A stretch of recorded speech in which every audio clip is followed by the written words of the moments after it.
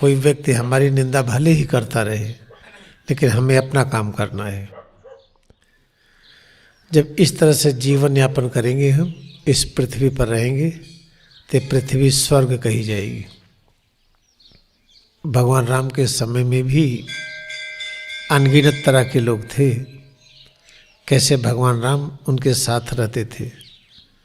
जहाँ पर भगवान राम ये पढ़ाते थे, जहाँ क्रियायोग का सिद्धांत है, एको अहम बहुश्याम, एक ही परब्रह्म सब रूपों में है, वहीं पर रावण दूसरी शिक्षा देता था, जो कुछ है हम ही हैं, हमने देवताओं को वश में कर लिया है, ये मानव और बंदर क्या है, ये सब किसी लायक नहीं है, ये मरकट है, न जाने क्या क्या भाषा प्रयोग करता था। वहीं पर भगवान राम इस भाषा का प्रयोग नहीं किए। इसलिए राम पूरे विश्व में शिक्षा देने के लिए स्वतंत्र किए गए और स्वतंत्र करने का कार्यभार चिंतन सौंपा गया मंथरा को। जैसे नहीं समुद्र में मंथन करिए अमृत और विष निकलता है, ऐसे मंथरा एक विदुषी थी, उसको लोगों ने सौंपा मंथन करने का, तो उसने रात ही में विचार कर लिया, ये सब देश चलाना, बिजली पानी देना, सड़क बनाना, ये सब तो भारत कर लेंगे, लेकिन पूरी दुनिया में और रावण प्रवृत्ति का राम में रूपांतरण ये केवल राम ही कर पाएंगे। तो लोग इसको उल्टा पुल्टा समझते हैं, और रामानंद सागर ने ऐसा मंथरा को दिखाया है, अगर आप देखिए तो बड़ी गुस्सा आती है उसको देखकर। ये तो उनकी एक्टिंग पर है, जो डायरेक्शन देगा वैसे एक्टिंग होगी। और कैकेयी के विषय में, कैकेयी परम ज्ञानी थे, उन्होंने सुनिश्चित किया कि भारत ही ऐसा करे। और भारत किस तरह से राज्य चलाए, राम के नियमों में चलाए और किसी नियम में नहीं। राम से बड़ा कोई ज्ञानी नहीं, उनसे बड़ा कोई शक्तिशाली नहीं, उनसे बड़ा कोई अवतार नहीं। इसे राम के पद चिन्हों पर ही शासन व्यवस्था निर्धारित किया। ऐसे महाभारत पढ़िए और उसमें किसी के प्रति द्वेष आ जाए, घृणा आ जाए, गलत भावना आ जाए। पता चला अभिमन्यु को एक साथ लोगों ने मारा, जब निहत्थे थे, कोई शस्त्र नहीं था, एक साथ सभी ने वार किया। तो कहते गलत हुआ, गलत सही का निर्णय कैसे हम कर लेंगे। जब तक साधना की गहराई में न जाएं, हम परब्रह्म के साथ एकाकार न हो जाएं, तब तक क्या गलत है क्या सही है निर्णय नहीं कर पाएंगे। अभिमन्यु के साथ जैसे हुआ ऐसे ही होता है। जब आप ध्यान करेंगे और अभिमन्यु की स्थिति में आएंगे, अभिता मुनिते इति अभिमन्यु। अभिमन्यु कहते हैं जो चारों तरफ से रमा हुआ हो, समाधिस्थ हो। जब समाधि में पहली बार जाएंगे तो इतनी बाधाएं आती हैं और बाधाएं आपको समाधि से हटा देंगी। ये तो सबके साथ होता है, लेकिन वो जो सीन हम देखते हैं उसको समझ नहीं पाते हैं। इतिहास की घटनाओं को लेकर के ब्रह्मर्षि वेदव्यास ने आध्यात्मिक विज्ञान की रचना किया है। ऐसे ही राम के समय जो कुछ हुआ ऐतिहासिक घटनाओं को लेकर के और रामायण और रामचरितमानस की रचना हुई। अगर ऐतिहासिक घटनाओं को लेकर के रचना न करते और गणित की सूत्र की तरह जैसे महर्षि पतंजल ने लिखा अध्यात्म, जो महर्षि पतंजल ने लिखा है उसी को वेदव्यास ने महाभारत के रूप में लिखा है, उसी को वाल्मीकि ने रामायण के रूप में लिखा है, उसी को तुलसीदास जी ने रामचरितमानस के रूप में लिखा है।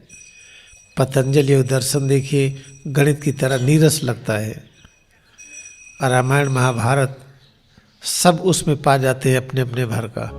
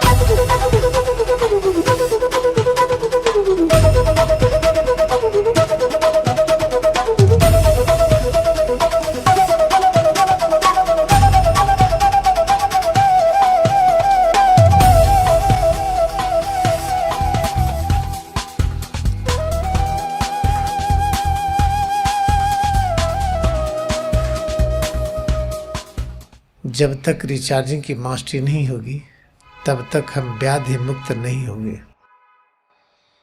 अगर ध्यान करने वाले बीमार हैं तो ध्यान का बुरा प्रचार होता है।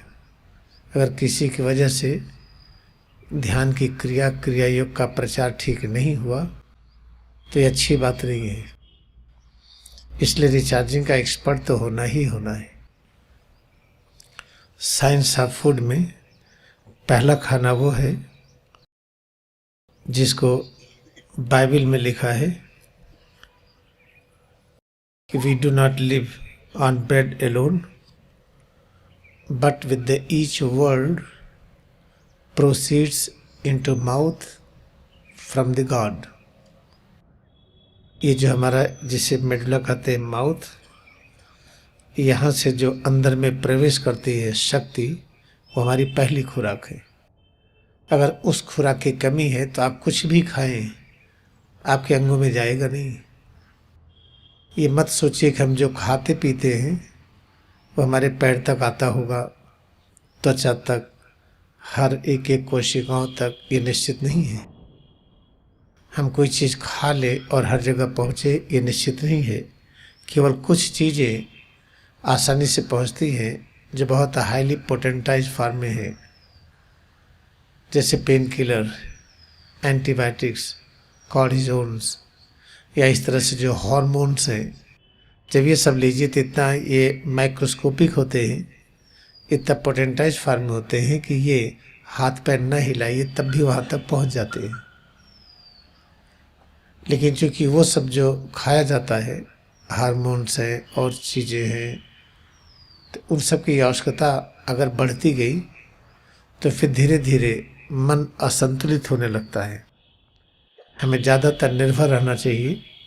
जो मेडुला में शक्ति आती ब्रह्मांड से, ये शक्ति स्वयं अंदर में रूपांतरित हो जाए हार्मोन्स के रूप में, वाइटामिन्स के रूप में, एंजाइम्स के रूप में।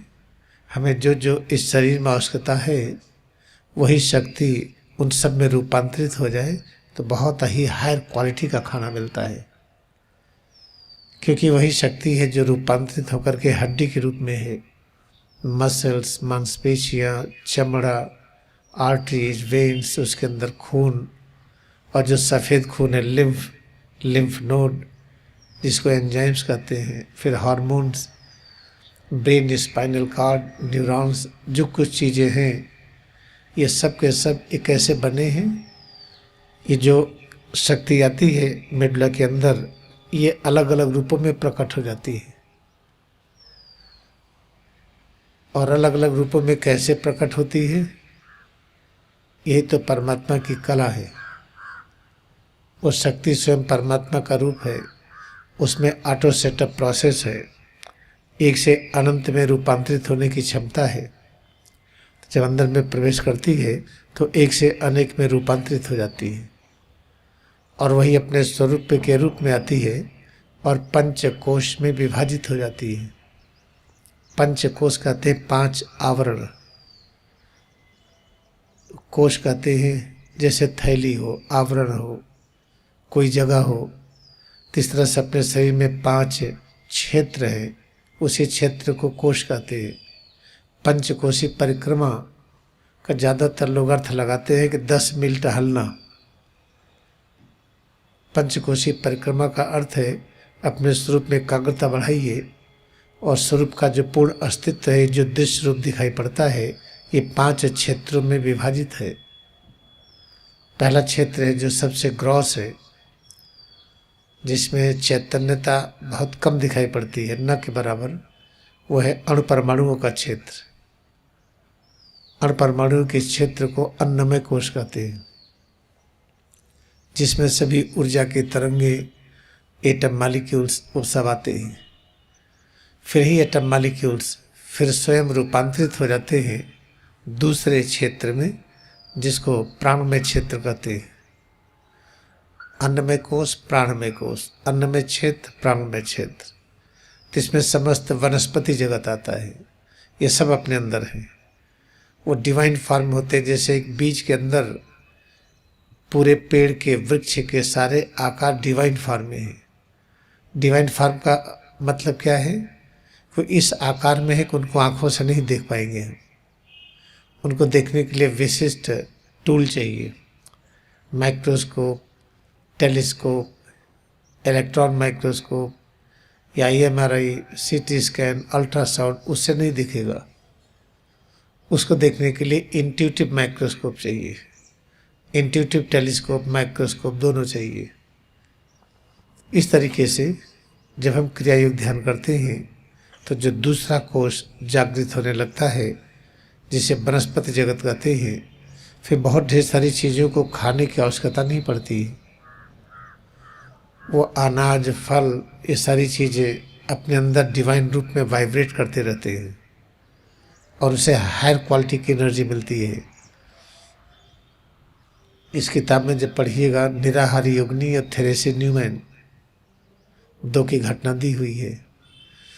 थेरेसे न्यूमैन जो मैरी मैकडॉनल्ड के रिइंकार्नेशन अवतार थी जर्मनी में, हर शुक्रवार को ईसा मसीह को जब याद करती थी तो उनके हाथों में खून निकलने लगता था।